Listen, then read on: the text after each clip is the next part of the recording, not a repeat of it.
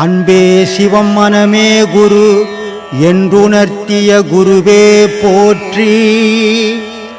எனக்குள் இறைவனை உணர வைத்த குருவே போற்றி.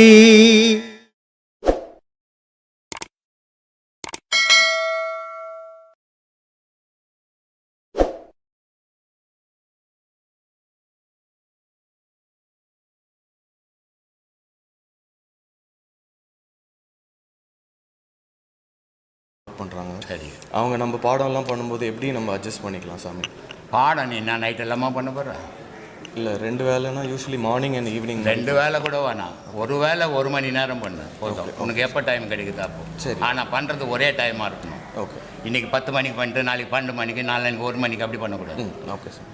நைட்டெல்லாம் வேலை செய்கிறேன், படுத்துன்னு தூங்கிடும், சாயந்தரம் எழுந்துக்கோ, 1 மணி நேரம் உட்காந்து பாடம் பண்ணிட்டு உன் வேலையை பாரு. சரி, ஓகே சார், பிரச்சனையே கிடையாது. நான் நைட்டெலாம் வேலை செய்கிறேன். எவ்வளோ நாள் வேலை செய்வேன்? ஒரு 50 வருஷம் வேலை செய்வியா? பின்ன அப்புறம் என்ன பண்ணுவேன்? ஆடி போய் நிற்பேன். அப்போ ஆண்டவன் தான் ஓணும். அதனால் நல்லா இருக்கும்போதே கடவுளை பிடிக்க கற்றுக்குங்க, பிரச்சனையே கிடையாது. அதனால் கடவுளை பிடிக்கணும், வாழ்க்கையை விடாதீங்க. சரி, வாழ்ந்து தான் அவனை உலகத்தில் கஷ்டப்பட்டு உழைச்சி வாழணும். அது கூட அட்டும் உழைப்பில் வாழக்கூடாது. ஆனால் அந்த வாழ்க்கை கூடவே கடவுளையும் பிடிச்சின்னு போகணும். வாழ்க்கை மட்டும் போதுன்னு போனீங்கன்னா கட்சியில் தள்ளாடி நின்றுடுவேன், அனாதையாக நிற்பேன், யாரும் ஆதரவு இருக்க மாட்டான். ஆண்டவன் தான் உயிர் பிறந்ததுலேருந்து சாகிற வரைக்கும் நமக்கு துணை கடவுள் தான். மீதெல்லாம் பொண்டாட்டி புள்ளெல்லாம் சும்மா இடையில் வந்தது தான், இடையில் பிரிஞ்சு போயிடும் எல்லாமே. இப்போ என் பொண்டாட்டி கட்டிக்கினேன் நான், இல்லை இடையில் கட்டிக்கினேன், 25 வயசில் கட்டிக்கினேன், 74 வயசு ஆகிப்போச்சு. திடீர்னு அவள் செத்து போகிறான், கூடுவேன், நான் சாவேன். என் உயிர் மேலே எனக்கு ஆசைக்குது இல்லை, நான் எப்படி சாவேன்? இல்லை நான் செத்துவிட்டு அவ சாவாளா? ஏன்னா அவங்க அம்மா அப்பா பெற்றது வேறு, எங்கள் அம்மா அப்பா பெற்றது வேறு, அவன் பிறந்தது வேறு, அவன் போகிறது வேறு. இடையில் நண்பர்கள் மாதிரி சந்திக்கிறோம், நண்பர்கள் மாதிரி பிரிய போகிறோம். ஆனால் பிரியாத ஒரே பொருள் கடவுள் மட்டும்தான் மனுஷனை விட்டு. ஆனால் அது தெரியாத அழிஞ்சுன்னுக்கிறான் மனுஷன். என்ன அதை பிடிச்சிக்கோ, வாழ்க்கை நல்லாயிருக்கும். இந்த பாடம் உபதேசம் வாங்கிறது பெரிய விஷயமே கிடையாது. அந்த உபதேசம் வாங்கின உபதேசத்தை தொடர்ச்சியாக ஒரு நாள் உலகத்தில் நம்ம டிவி பார்க்குறோம் ஒரு 3 மணி நேரம், சினிமா பார்க்குறோம் 3 மணி நேரம், வெட்டி கதை பேசுகிறோம் 3 மணி நேரம். 1 மணி நேரம் நமக்காக உட்கார்ந்து இருக்கக்கூடாதா கடவுளை நினச்சிக்கின்னு? அந்த 1 மணி நேரம் உட்காருங்க, உடலை மறங்க, உயிரை நினைங்க. உடல் மண்ணு துண்ண போது, உயிர் அழியா பொருள். அதுக்கு தான் சொன்னான், சாகா கால், போகா புனல், வேகா தலை அப்படின்னா. இது என்ன அர்த்தம் அப்படின்னா, இந்த உயிராகப்பட்டது அழிஞ்சதே கிடையாது, இந்த விந்தாகப்பட்டது நீ இறக்கும் போது கூட அது வெளியே போனதே கிடையாது, ஆன்மாவோட போய் இணையுது. ஆன்மான்றது ஒளியும் ஓசையுமா இருக்குது. இந்த முப்பொருளும் அழியவே கிடையாது, இறைவனுக்கும் அழிவே கிடையாது. இந்த முப்பொருள் எப்போ அழியாமல் இருக்குதோ இது தோன்றிக்கினே இருக்கும். இதுக்கு அழிவு எப்போ வரும்? எப்போ போய் இறைவனில் இணையதோ அப்போல்லாம் அதுக்கு முடிவு. அது வரைக்கும் இங்கே ஜனனம் பண்ணிக்கினே இருக்கும். ஆனால் இந்த முப்பொருள் ஒன்று சேர்த்தா அது இறைவனோட அறியும். ஆனால் இது தனித்தனியாக இயங்கிறதால எங்கள் உலகத்தில் ஜனனம் பண்ணிக்கினே இருக்குது. அதனால் இந்த முப்பொருளும் அழியா பொருள், இந்த உடல் அழியிற பொருள். அதனால தான் சொன்னான், காயமே இது பொய்யடா, சிவ காற்றடித்த பையடா, மாயனாராம் குயவன் செய்த மண்ணு பாண்டம் ஓடடா, வெந்த சோத்தையும் நொந்த காய்கறி போட்டடைத்த பையடா, வெளுத்த நரம்பையும் உளுத்து சதியும் இழுத்து கட்டிய கூடுடானா. இது ஒன்றும் பிரயோஜனம் இல்லாத பொருள், இது ஒரு கொட்டா ஓடு மாதிரி, இதுக்குள்ளே நம்ம கொடுத்தனுங்கிற மாதிரி உயிர் இருக்குது. இதை பாதுகாத்துக்குங்க. அதனால் இந்த வீட்டை வச்சுக்கின்னு உள்ளக்கிற பொருளை பாதுகாக்கணும். இதனால் திருமூலர் ரொம்ப அழகாக சொல்கிறார், உடல் எடுத்தது வீணுன்னு இருந்தேன், உத்தமன் குடி கொண்டான் ஓம்பினேன்றார். இந்த உடம்பு மண்ணு துண்ண போது அது வீணுன்னு தான் இருந்தேன், ஆனால் இதுக்குள்ளே இறைவன் இருக்கிறான்னு தெரிஞ்சுக்கினேன், அதனால் இதை பாதுகாக்கிறேன்னார். அது மாதிரி நம்மளுடைய உயிரை நம்ம பாதுகாத்துக்கணும். கடவுள்ன்றது வெளியே இல்லவே இல்லை, கடவுளே நீங்கள் தான். நீங்கள் இல்லைன்னா கடவுள் ஏது? எங்கே இருக்குது கடவுள்? யார் பார்த்தான் கடவுளை? கடவுள்ன்றது மனிதனுக்குள்ளே தான் இருக்குது. அதனால தான் நான் சொன்னேன், உலகத்தில் இருக்கிற பொருளெல்லாம் குனிஞ்சு நடக்கும், மனிதன் மட்டும்தான் நான் நிமிர்ந்து நடப்பான், கடவுளே அதுக்குள்ளே இருக்கிறான். அந்த கடவுளை நம்ம தேடி எடுக்கணும், அதுதான் வேலை. அதுக்கு தான் வழி தெரியணும், அந்த வழியை தான் காட்டிக்கின்னுக்கிறோம். அதனால் எல்லோரும் நல்ல சுகத்தை அடையணும். எல்லோரும் மனுஷன் சந்தோஷத்தில் வாழறது உலகத்தில் பாதி, துக்கத்தில் வாழறது பாதி, நிம்மதியில் வாழலை. ஆனால் இந்த பாடத்தினுடைய வலிமைன்னா சந்தோஷமும் இல்லை, துக்கமும் இல்லை, அமைதி இருக்குது. அமைதியை தேடி பயணம் பண்ணுங்க, அன்பை தேடி பயணம் பண்ணுங்க. அதுதான் ஆண்டவனுடைய வழிபாடு. அதில் பயணம் பண்ணிங்கன்னா உங்கள் மன நிறைவோடு வாழலாம். வாழ வரைக்கும் நிறைவோடு வாழலாம், செத்தா போய் போகுது. ஆனால் வாழும்போதே துன்பப்பட்டு வதையப்பட்டு வாழ வேணாம். அந்த வாழ்க்கையை சீர் பண்ணிக்கிறதுக்கு இந்த யோகம் வழிவகுக்கும். அதனால தான் இதை இவ்வளோ பேசின்னுக்கிறேன், இவ்வளோ சொல்லின்னுக்கிறேன் சாமி. 40 வருஷமாக இது ரெண்டு தாரை ஒன்று. ஆமாம் ஆமாம். ஆனால் இவர் என்னன்றாரு, பொன்னம்பழக்கம் ஊது செஞ்ச பொன்னம்பழக்கம். ஆமாம். அப்புறமேட்டுக்கு நம்மளுக்கு என்னென்ன இருக்குது அதில் மொத்தமே சொல்கிறாரு சங்கு. ஆமாம். இது சங்குன்று ஊதுன்னு சொல்கிறாரா இல்லை வள்ளலார் வந்து எதுவும் சொல்கிறார்? கிட்ட வச்சுங்க. ஊதுறது தான் சொன்னார் அவர். ஆனால் என்ன ஊதுறதா சொன்னார்? பொன்னம்பழத்தான் ஊது ஆமாம். சிற்றம்பழத்தான் ஊது சங்கு. ஆமாம். பொன்னடி தான் ரெண்டு ஊது சங்குன்றாரு. ஆமாம். அவ்வளவும் சொல்கிறாரு. ஆனால் சிவவாக்கியர் வந்து சங்கு 2 தாரை 1ன்னு சொல்கிறாரு. அது ஒரு ஞானி ஒரு விஷயத்த அவங்களுக்கு தெரிஞ்ச நெறிப்படி சொல்லியிருப்பாங்க. இப்போ ஒவ்வொருத்தர் வார்த்தைகள் சொல்கிற பொருள் ஒன்றா இருக்கும், ஆனால் சொல்கிற விதம் வேறவாக இருக்கும் இல்லையா? அது மாதிரி அவங்கவுங்க ஆற்றலுக்கு ஏற்ற மாதிரி அவங்க சொல்லியிருப்பாங்க. இப்போ இது வந்து சிவவாக்கியார் சொன்ன பாடல், சங்கு 2 தாரை 1 சன்ன பின்னல் ஆகையால் மங்கி மாலுத உலகில் மானுடங்கள் எத்தனை சங்கு 2ஐயும் தவிர்த்து தாரை ஊத வல்லாரில் பொங்கை மங்கை பங்கரோடு கூடி வாழலாகுமே.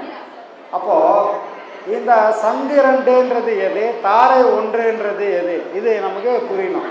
சங்கு 2ன்றது இடகலை பிங்கலை என்ற சந்திரக்கலை சூரியக்கலை, இந்த 2 கலைகளையும் எடுத்துன்னு போய் இணைச்சி நம்ம வந்து அக்னி கலைக்கு போயிடணும் அப்படின்றது தான். அந்த அக்னி கலைக்கு போயிட்டோம்னு சொன்னால் சங்கு 2 தாரை 1 சன்ன பின்னலாக இது 2 சண்டை போட்டுன்னு இங்கே மங்கி மாண்டிக்கிட்டு இருக்குது இந்த உலகத்தில்.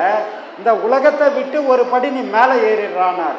எப்படி மேலே ஏறுறதுன்னா அக்னி கலைக்கு போயிடு. அப்போது இடகலையும் பெண்களையும் சேர்ந்து சுழுமுனையில் ஊதுறான்னார். சுழுமுனைக்கு போயிட்டோம்னா இங்கே சிக்கல் வராது, நீ மேலேயே இருந்துக்கலாம். இங்கே வந்தால் தானே இன்ப துன்பம், இந்த பூமிக்கு வந்தால் தான் இன்ப துன்பம், நல்லது கெட்டது, ஆண் பெண்ணு இரவு பகல். மேலே போயிடு, ஒன்றும் கிடையாது. பட்ட பகலை இரவென்று கூறிடம் பாதகர் என்ன இல்லையா? அப்போ எங்கே இருந்தால் அவர் சொன்னார்னா மேலே போய் சொன்னார். இங்கே இருந்தால் சொல்ல முடியாது. யார் நைட்டு தான் இருட்டாக இருக்குது, இவர் வந்து பகல் நீங்கிறாரு நம்ம ஒத்துக்க மாட்டோம். ஆனால் அவர் மேலே இருந்து சொன்னார், அவர் வெளிச்சத்தில் இருந்து சொன்னார். அதனால் என்னாச்சு சாமி? அதனால் அவரே அந்த வகையில் சொன்னார். இப்போது வள்ளலார் என்ன சொன்னார்னா, சிற்சபை பொற்சபை புகுந்தரணும் இதுவேனார். எல்லாரும் வாங்க, எல்லாரையும் கூட்டார். அவர் எல்லாரையும் வரேன் நான். ஏன்னா அவரோட பாதை எவ்வளோ கடினமான பாதை இருந்தாலும் அந்த பாதையில் அவர்னா ஜீவகாருண்யம்ன்றது, அதே மாதிரி வந்து ஜோதி வடிவ தரிசனம், ஜீவகாருண்யம், புலால் உண்ணாமை, உயிர் கொள்ளாமை, இதை எல்லாத்தையும் அவர் வச்சுக்கிட்டு எல்லோரும் என்னோட நெறியில் பயணம் பண்ணுங்க, உங்களை நான் கடவுள்கிட்ட கூப்பிட்டு போகிறேன் வாருங்கள்னாரு. பொய் புகழேன், சத்தியம் சொல்கின்றேன், பொற்சபையும் சிற்சபையும் புகுந்தருணம் இதுவே. இதுதான் நேரம். இதை விட்டா அப்புறம் ஏன்னா நான் கிளம்ப போகிறேன், கூட்டுன்னு பார்த்து நான் ரெடியாக இருக்கிறேன், இதுதான் டைமு, வந்தால் வாங்க கூட்டுன்னு போகிறேன், இல்லையா என்ன ஆளை விடுங்க நான் கிளம்புறேன். அவர் அந்த முடிவில் தான் சிற்சபையில் பொற்சபையில் புகுந்தருணம் இதுவே, வாருங்கள் வம்மீன் உலகியலினார். எல்லாரும் வாங்க, நான் கூட்டுன்னு போனேன் வாங்கன்னாரு. யாருன்னா நம்ம தான் போலே பஞ்சில் வச்சுக்கணும் காதில். ஆடா போயா, இவர் எங்கேயோ கூட்டுன்னு போகிறேன், நீங்கள் சிற்சபைன்றாரு பொற்சபைன்றாரு, நமக்கு இதெல்லாம் சரிப்படாது அப்படின்னு இந்த பூமியில் இருக்கிறதோ அவ்வளோ சரியாக இருக்கும்னு நினச்சி தான் நம்ம இருந்துட்டோம். இந்த பன்னி கூட்டம் அந்த சேத்துல பொருள் அது நமக்கு பார்த்தா தான் அருவருப்பாக இருக்கும், ஆனால் பன்னிக்கு அருவருப்பாக இருக்குமா? அது பன்னிக்கு ரொம்ப சந்தன குளியல் மாதிரிலாம் குளிச்சிட்டு இருக்கான், அதில் அப்படி தானே இருக்கான் பன்னிக்கு. ஆனால் நமக்கு பெருசாக அருவருப்பாக இருக்கா. அது மாதிரி நம்மளை என்ன பண்ணார் வள்ளலார், பன்னி கூட்டமாக பார்த்தார்.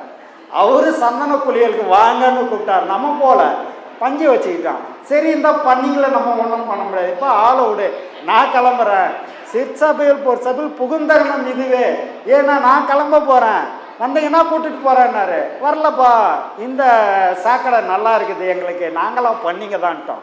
அப்போ சரி நீங்கள் இங்கேயே இருங்கன்ட்டு அவர் கிளம்பி போயிட்டார். அதனால் அவர் வந்து அதுதான் ஊது ஊது சங்கைன்னார். ஏன்னா கூட்டின்னு போகிறதுக்கு பயணத்துக்கு ஏற்பாடு பண்ணுறாரு அவர், அதுக்காக சங்கூத சொன்னார். நம்ம தான் ஊதலை இல்லையே, நம்ம போகிறதுக்கே தயாராக இல்லையே, அதனால் நம்ம ஊதலை. அவர் விட்டு போயிட்டார், அவர் ஊதின்னு போயிட்டார். இல்லை சாமி அது சொன்னார், ஊது சங்கு ஊது ஆமாம், இவர் வந்து யோகத்தில் அதை சொன்னார். யோகம்தான், இதுவே யோகம்தான். இப்போ அவர் சொன்னதே யோகம்தான். சிற்றம்பலத்தான் பொன்னம்பலத்தான். ஆமாம் சாமி. இப்போ அதில் சிற்றம்பலம் பொன்னம்பலம்ன்றது என்னன்னா சத் சித்து ஆனந்தம், இது 3 விஷயம். இந்த சத்துன்னா என்ன அப்படின்னா உலக வாழ்க்கை, சித்துன்னா என்ன அதை தாண்டிய ஒரு வாழ்க்கை, ஆனந்தம்னா என்ன மேலே இருந்தால் ஆனந்தம். இதை தான் 3 விஷயத்த சொன்னாங்க. இவர் என்ன சொன்னார், வள்ளலார் என்ன சொன்னார், சச்சிதானந்தத்தை பற்றி தான் அதிகமாக பேசியிருப்பார். பொன்னம்பலம் சச்சிதானந்தம் இவங்களை சச்சிதானந்தம்னால சத்து சித்து ஆனந்தம், சச்சிதானந்தம்ன்ற பேருக்கே அதான் விளக்கம். அப்போ சத்துன்றது இந்த பூமியில் வாழக்கூடியது. பூமியில் எப்படி வாழலாம்னா அம்பாலோட தயவு இருந்தால் இங்கே வாழலாம். ஏன்னா இந்த உலக இயக்கம் அம்பாலோடது, மாயைன்ற அம்பாலோட இயக்கம் தான் உலகம். இது வந்து சத்து, அந்த சத்து இருந்தால் இங்கே வாழலாம்.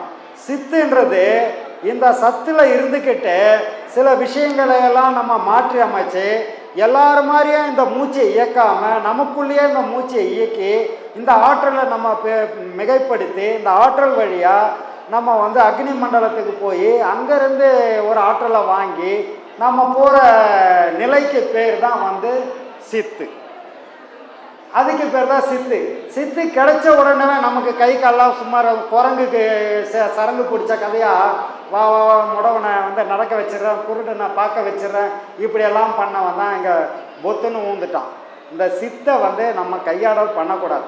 சித்தை வச்சுக்கிட்டதுக்கப்புறம் இந்த சத்துலேருந்து கடந்து சித்துக்கு போயிட்டா, சித்தை கையில் வச்சுக்கிட்டா எப்பவும் உனக்கு ஆனந்தன்றது தான் சச்சிதானந்தம்னு சொன்னார். அவர் அதை தான் சொன்னார் வள்ளலார். சச்சிதானந்தம்னா சத்தியம் சித்திய கையில் இருந்ததுன்னா உனக்கு எப்பவும் ஆனந்தம். ஆனந்தத்தில் நீ எப்பவும் திளைக்கலாம். ஆனந்தம்னா என்னென்னா பேரானந்தம்னு அர்த்தம். அது இப்போது நம்ம இங்கே வந்து அதாவது சிற்றறிவு நமக்கு, அதே மாதிரி இந்த ஆசைகள்லாம் வந்து என்னென்னா சின்ன சின்ன ஆசைகள் தான். இங்கே இதுவே போதும் நீங்கள் ஓண்டுன்னு கிடக்குறோம். நம்ம அங்கே போனால் முற்றறிவுன்னுவாங்க. முற்றறிவுன்னா தெரியாத விஷயமே கிடையாது. இப்போ உதாரணத்துக்கு சொன்னேன்னா, இப்போ ஒரு வாத்தியார் இருக்காருன்னு வச்சுங்க, ஸ்கூலில் வாத்தியார் இருக்கார், பிள்ளைங்கள்லாம் டேபிள் சேரில் உட்காந்துக்கிட்டு இருக்கிறாங்க. ஒரு விஷயத்தை பற்றி பாடம் நடத்துகிறார் வாத்தியார். பாடம் நடத்தி இந்த விஷயம் எப்படின்னு எல்லாத்தையும் சொல்லி கொடுக்குறாரு. சொல்லி கொடுத்துட்டு ஒரு பையனை பார்த்து, தம்பி எழுந்துக்க, இப்போ நான் சொல்லி கொடுத்தா உனக்கு புரிஞ்சுதா? புரிஞ்சு சாமி, சொல்லு நான் என்ன சொன்னேன். அப்போ அவன் சொல்லி கொடுத்தா சொல்கிறான், ஏதோ ஓரளவுக்கு சொல்லிடுறான்னு வச்சுங்க. வெரி குட், உட்காருப்பா. தம்பி நீ சொல்லுன்னா அவனுக்கு தெரியல, அவன் கவனிக்கலை, அவன் எங்கேயோ பேசிக்கிட்டு இருந்தான்.